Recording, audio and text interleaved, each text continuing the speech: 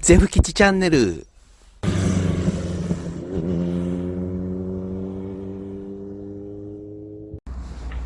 今日はちょい乗り、ちょっと気分を変えて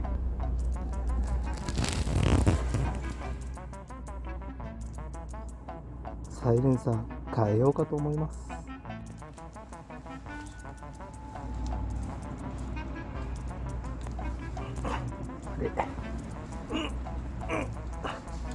あれ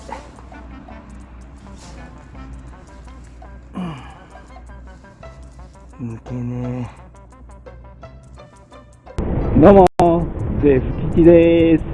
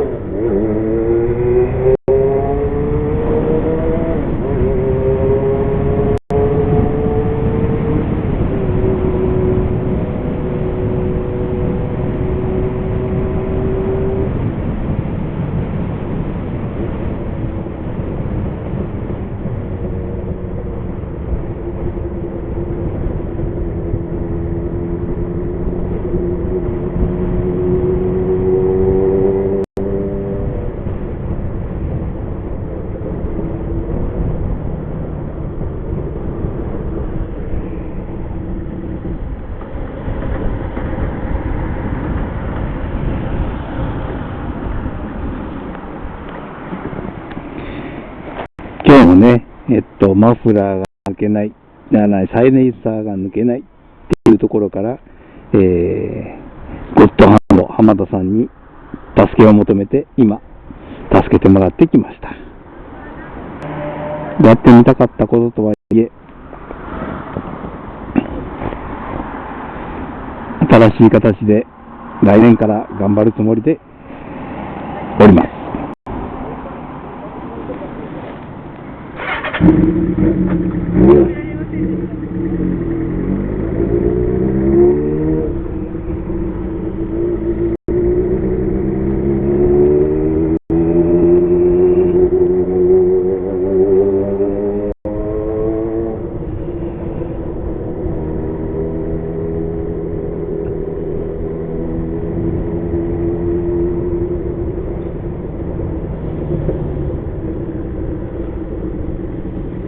新しいのを少しだけ前倒しで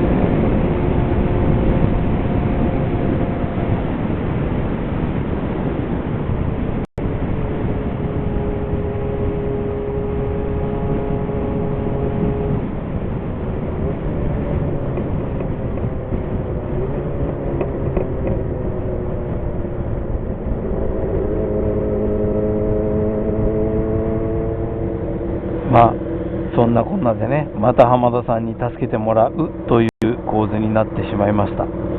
撮ってもらうところはね、ちょっと時間がないところを少し、助けてもらえたっていうことで、動画を撮ってまでのね、ずうずうしいことはちょっとできなかったんですけど、